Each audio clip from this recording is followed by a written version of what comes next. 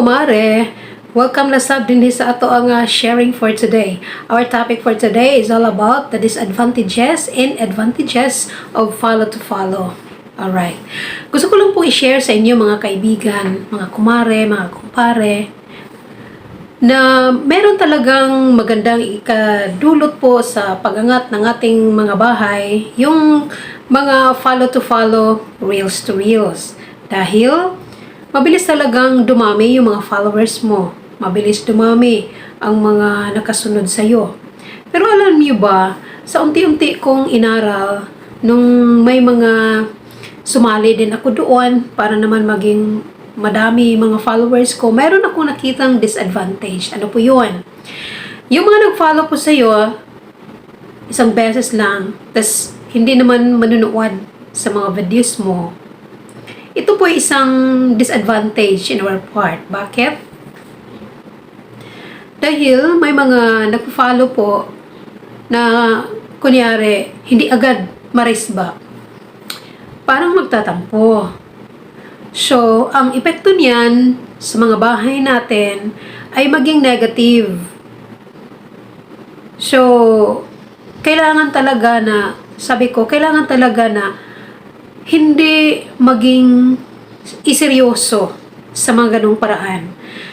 Kung sumali ka man, kailangan talagang igihan mo ang pag-upload ng video na kusang magpa-follow po sa inyo ang kasamahan mong content creator. Ito lang ang dagdag obserbasyon ko po dito sa bahay ni Lolo Mitz. Bawal ang madamot. Bawal ang hindi manood, hindi magko-comment doon po sa mga videos na dumadaan po sa mga wall natin. Ibig po sabihin, kung ano man ang mga videos na makikita mong dumaan po doon sa wall niyo, bigyan niyo ng halaga. Panoorin niyo, mag-comment kayo. Kung sakali man nagustuhan niyo ang videos na yun, i-share niyo. Alam niyo kung bakit?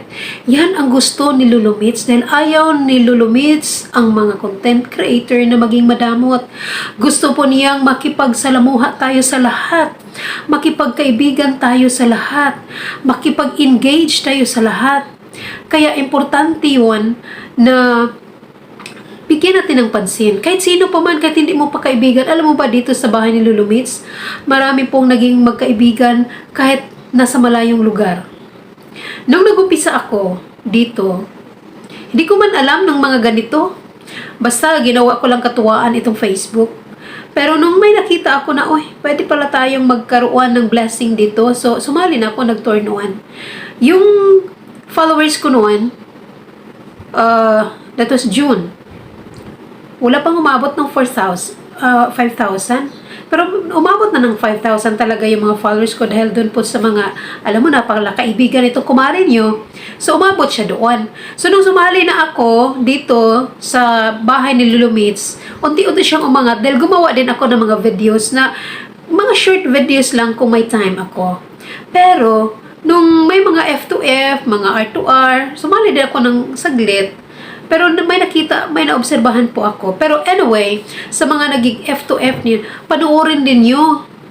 Consistent kayo doon sa pina-follow po ninyo para maging maganda naman ang mga dashboard natin. At higit sa lahat, kailangan tayong may mga short videos, may mga mai-upload po tayo na magbigay impormasyon, magbigay kaalaman, magbigay kasiyahan sa ating mga kapwa content creator. Dahil doon, kusa silang magpa-follow at abangan talaga kung ano man ang mga videos ni upload mo everyday. So, hindi man kayo everyday maka-upload tulad ko dahil meron naman tayong trabaho, but at least manunood sa mga videos na dumaan po sa wall ko. Kung may mag-follow po sa akin, alam nyo, pupuntahan ko talaga ang mga bahay nyo. Kaya, kung may natutunan kayo sa video ito, don't forget to follow, comment, and share for this video para naman may alam yung ibang kasamahan po natin sa mundo ni Lolo Mitz. Yan lang po muna mga kaibigan, mga kumare. Bye everyone. Mahigpit na yakap po sa inyong lahat. God bless.